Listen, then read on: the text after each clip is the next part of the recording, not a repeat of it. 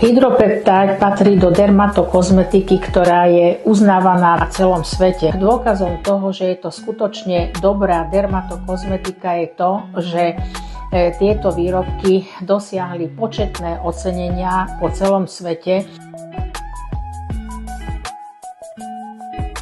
Čo by som ako lekár naozaj ocenila, sú to overené štúdie, na ktorých sa výroba týchto prípravkov zakladá. Je to odskúšané na množstve projektov, čiže nepokladám to za nejaký výstrelok, ktorý je módny teraz, ale skutočne je to na vedeckom podklade.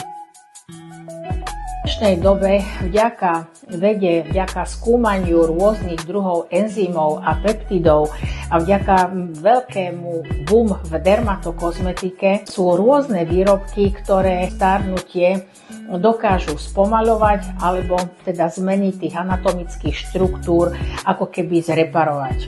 Sú to zložky, ktoré obsahujú peptidy, konkrétne hydropeptide. Okrem peptidov tieto výrobky obsahujú aj kmeňové bunky rastlinného pôvodu, kyselinu hyaluronovú, ktorá je vysokej koncentrácii. Okrem teda prejavov, ako sú napríklad vrásky, pôsobia, že tú pleť vlastne napnú, ale musím povedať, že v rámci leta dokážu pigmentové škvrny doslova vygumovať alebo zabrániť ich stmavnutiu alebo zhoršovaniu alebo nedaj Bože k nejakému malignému zvrhnutiu.